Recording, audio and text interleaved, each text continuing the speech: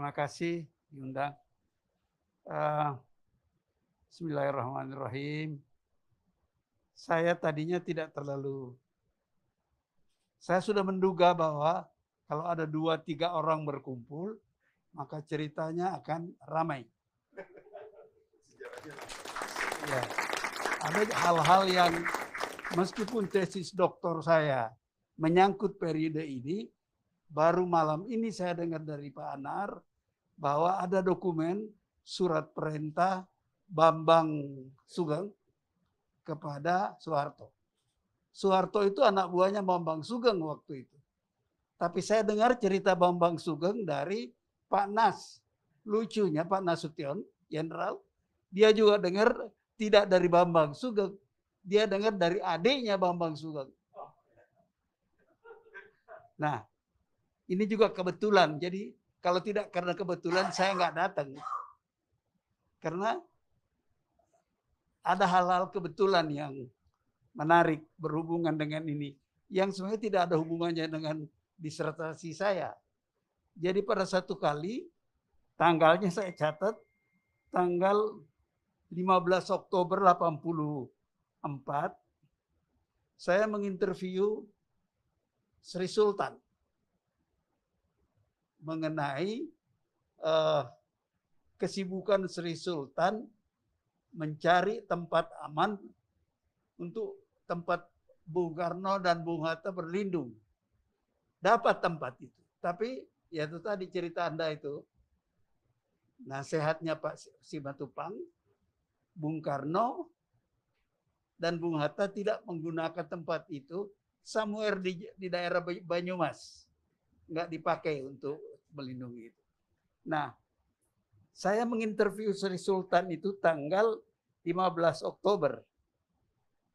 Iya 15 Oktober ya. 84.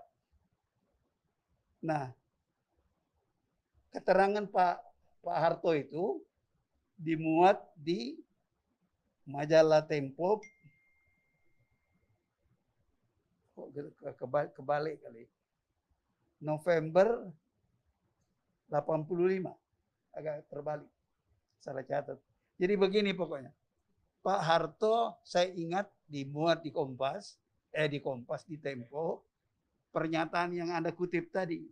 Pak Harto bilang, nggak percaya toh Letnan Kolonel bisa mengambil inisiatif begitu. Ya saya kan tidak mempersoalkan itu karena di zaman revolusi kan bisa aneh-aneh. Begitu. Jadi bisa aja kejadian. Gitu. Nah, lah saya tanya Sri Sultan. Sebab saya sudah pernah baca sebelumnya Sri Sultan mengatakan bahwa beliau itu mendengar radio akan ada sidang Dewan Keamanan PBB. Jadi lalu beliau menghubungi Jenderal Sudirman, memberi usul supaya ada serangan umum. Tidak jelas apa serangan umum atau serangan besar, begitu serangan. Dan ini cerita juga dibenarkan oleh Jenderal Nasution. Dari Pak Dirman turun perintah kepada Bambang Sugeng. Dari Bambang Sugeng menurut adiknya Bambang Sugeng turun ke Pak Harto. Nah, Anda punya dokumen itu makin kuat lagi. Tapi karena itu tidak bagian integral dari disertasi saya, itu hanya menjadi, ini yang merah ini, hanya menjadi footnote, catatan kaki. Jadi saya tidak punya pendapat siapa sebenarnya yang benar. Biarlah orang, buktinya pendapat itu menjadi kuat karena Anda mengatakan Anda punya dokumen. Jadi keterangannya Pak Nas, Jenderal Nasution dan Simatupang lebih kuat dan indirectly memperkuat Sri Sultan.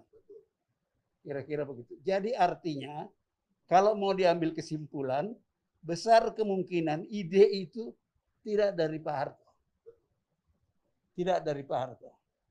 Besar kemungkinan. Oke. Jadi ya terlalu percaya diri Pak Harto mengatakan bahwa beliaulah inisiatif itu. Satu lagi yang mau saya katakan juga tidak ada hubungannya dengan ini, buku saya disertasi yang diterbitkan di Singapura, tidak ada hubungan dengan ini. Ada satu acara seminar di kantor wakil presiden mengenai PDRI.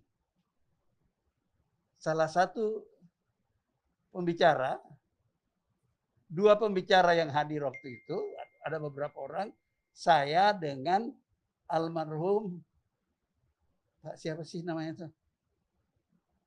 Aduh, udah tua suka lupa. Ya normal kan? Hebat bisa tua. Banyak teman saya tidak bisa tua. Jadi saya bangga saja, bersyukur pada Tuhan. Saya bisa tua. Siapa sih namanya itu? Mustika Z bukan? Bukan. Orang awak juga. Rusli Amran. Bukan, dia Safruddin Bahar. Safruddin Bahar. Enggak. Ya. Begini, setelah mendengar riwayat PDRI, terus saya bilang, lah kalau begitu Pak Safruddin itu pemimpin gerilya dong. Kan dia yang memimpin. Sebab dalam saya mempelajari Pak Dirman, saya temukan Pak Dirman menolak menjadi komisariat di Pulau Jawa. Alasannya saya sipil. Saya tentara. Itu tentara tidak boleh campur. Urusan sipil. Pemerintahan. Jadi artinya bisa disimpulkan even Pak Dirman tunduk kepada civilian supremacy. Oke? Ada itu. Begitu. Ya, tapi kan saya nggak mau debat. Ya sudahlah, Safruddin Bahar terkejut ketika saya mengatakan itu. Karena sudah melekat di kepala dia, dan generasi itu tentara, Pak Dirman itu pemimpin gerilya. Secara teknis militer, iya. Tapi secara politis, pemimpin gerilya itu adalah bukan Bung Karno, bukan Bung Hatta. Nah, saya pernah mendiskusikan itu dengan almarhum Jenderal Sumitro, Pangkop Kamtib. Jawabannya kepada saya begini, loh, kita ini kan anak-anak muda. Kita tahu ketika Perancis menyerah, tentara Perancis menyerah, maka seluruh perangkat pemerintahan Perancis menyerah kepada Nazi Jerman. Lah kita waktu itu berpikir seperti itu. Bung Karno menyerah, kita harus melawan. Kita tidak boleh ikut menyerah. Karena persepsi mereka, anak-anak muda ini, karena Bung Karno sudah menyerah, Bung Hatta menyerah, dua orang ini, saya kutip di buku saya ini, pernyataan mereka yang mengatakan kalau Belanda menyerang Indonesia, wilayah Indonesia, mereka berdua akan bergerilya. Dan ini rupanya menjadi soal yang serius bagi perwira-perwira muda itu. Sumitro kan masih muda waktu itu, Pak Harto aja 20 sekian. Mereka marah. Dan itu awal ketidaksenangan mereka kepada otoritas sipil. Karena itu sekarang, kemarin apa saya diinterview? Oh enggak, kuliah saya. Saya memberi kuliah kepada Unhan, kolonel-kolonel itu. Itu dibicarakan lagi. Saya bilang,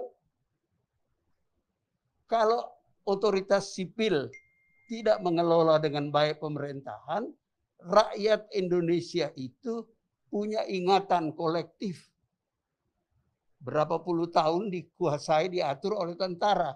Maka kalau mereka capek, diplomatik apa istilah ilmu politiknya, democratic fatigue, kelelahan demokrasi, mereka ingatan yang baik dari masa lalu mereka dengan tentara, adalah di bawah pemerintahan Soeharto, tentara itu keadaan tenang-tenang saja.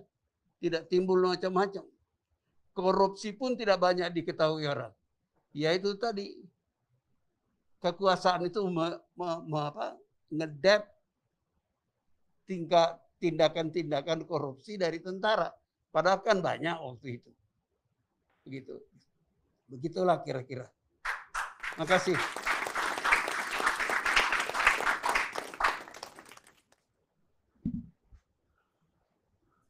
Pemirsa, selalu ada 3